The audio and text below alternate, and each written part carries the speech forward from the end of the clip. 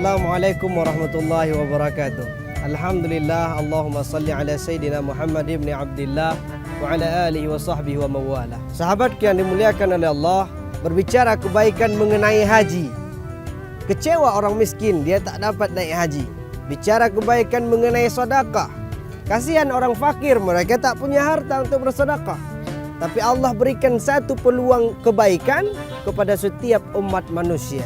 Tak ada manusia yang dilahirkan tanpa ibu. Zaman ini saya rasa tak ada. Seluruh kita memiliki orang tua. Maka dia adalah peluang untuk kita berbuat baik. Hormati orang tuamu, engkau akan dihormati. Perlakukan orang tuamu bagai raja, maka engkau dijadikan seperti raja. Sahabatku yang dimuliakan oleh Allah, maka ini adalah kebaikan yang sangat mudah kita lakukan. Tapi zaman sekarang betapa banyak anak-anak yang begitu selepas nikah, melepas masa lajangnya, ia tinggalkan orang tuanya. Padahal orang tua, kata Rasul, al-jannatu tahta aqdami ummahat.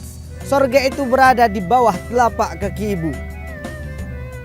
Kau dapatkan kakinya, kau dapati surga. Bagaimana bila engkau basuh kepalanya? Bagaimana bila yang kau rawat kepalanya? Kau pilih surga mana yang kau kendaki. Maka ibu, orang tua, mereka adalah pintu surga. Pintu surga terbesar untukmu. Terserah engkau para anak ingin membukanya atau menutupnya. Sahabatku yang dimuliakan oleh Allah, maka orang tua adalah pintu kesempatan yang sangat mudah untuk kita masuki ke dalam surga. Rugi engkau yang memiliki orang tua, dia masa tuanya, engkau sudah dewasa. Rugi bila engkau tak masuk surga. Artinya apa? Ketika orang tua itu masuk ke dalam usia yang lanjut, beliau masuk dalam usia yang sudah sangat lemah, dia tak mampu apa-apa, maka ini adalah kesempatan kita. Mana anak yang dahulu digendongnya? Mana anak yang dahulu diasuhnya? Dia tidak menuntut dengan perkataan, dia tidak meminta engkau untuk berbuat, tapi ini adalah permintaan tanpa perkataan. Harusnya kau peka, kau gendong ibumu, kau basuh itu kepala ibumu, kau basuh badannya, kau mandikan dia bagaimana ia mandikan dirimu dahulu saat kecil. Sahabatku yang dimuliakan oleh Allah, dahulu saya ingat kisah pada masa Nabi Musa alaihissalatu wassalam. Ada seorang pemuda, ajibnya ketika Nabi Allah Musa meminta kepada Allah, ya Allah, berikan aku, kasih tahu aku siapa sahabatku di dalam surga nantinya. Maka Allah katakan, dia adalah pemuda yang bekerjanya di pasar sana, di ujung sana. Nabi Musa datang ke pasar tersebut, melihat pemuda yang dimaksudkan oleh Allah, yang disampaikan melalui malaikat Jibril. Nabi Musa heran. Dia bukan dari kalangan sahabat yang sering bercengkrama dengan Musa, bukan orang yang sering hadir dalam majelis ilmunya Musa, bukan orang yang sering duduk dengan sahabat-sahabatnya Musa. Siapa pemuda ini sampai dia menjadi sahabatku di dalam surga? Nabi Musa pun mengikuti jejak langkah pemuda ini. Dia pulang, lama-lama masuk ke dalam pedalaman, lalu sampai kepada sebuah gubuk. Pemuda ini masuk ke dalam gubuk tersebut. Nabi Musa minta izin, bolehkah aku masuk ke dalamnya? Tafadhal, silakan. Ini pemuda tak tahu kalau ini adalah Nabi Musa, ini adalah Rasulullah. Ketika masuk ke dalam gubuk tersebut, terdapat seorang wanita tua. Si pemuda yang tadinya menjual daging, yang tadinya menjual katakanlah kambing kalau hari ini, datang ke rumah, dia jadikan itu sup. Dia masak makanan untuk wanita tua ini. Ternyata adalah ibunya. Ketika disuapkan oleh pemuda, begitu satu sendok disuapkan, apa perkataan ibunya? Ya Allah, jadikan anakku sebagai sahabat Nabi Allah Musa di akhirat kelak. Ini jawabannya. Nabi Musa dapat jawabannya. Dia ketika pulang ke rumah bukan lakukan sholat. Dia ketika pulang ke rumah tidak sibuk dengan butiran tasbih mengingat Allah, tapi diberikan makanan untuk ibunya. Siapa sangka doa ibunya yang merayu Allah, dapatkan dia menjadi sahabat Nabi Allah Musa di surga.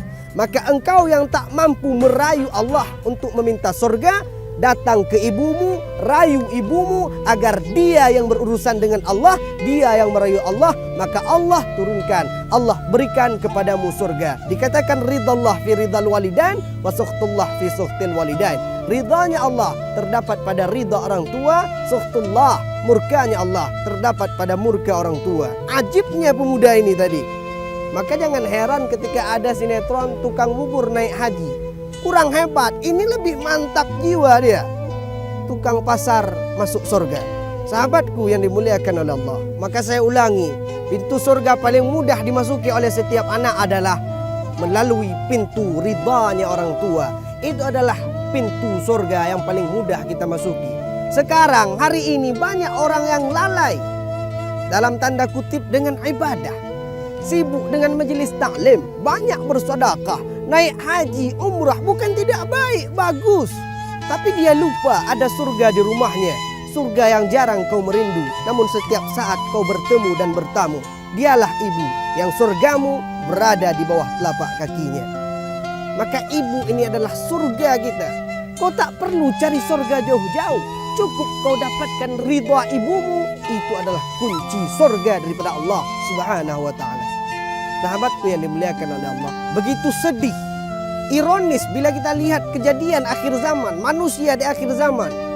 Tangan orang bolak-balik dia cium, tapi tangan ibunya sendiri tak pernah sekali tersentuh, tak pernah sekali terjamah, bahkan tak pernah sekalipun tercium.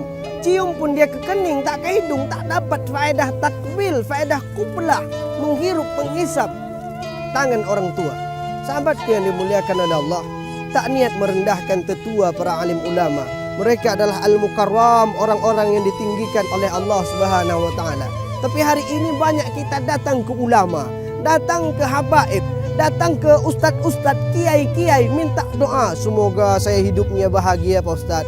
Ustaz itu doakan, saya tak rendahkan, saya tak remehkan. Tapi kadang kita lupa meminta kepada orang yang doanya untuk kita tak ada hijab, yaitu orang tua.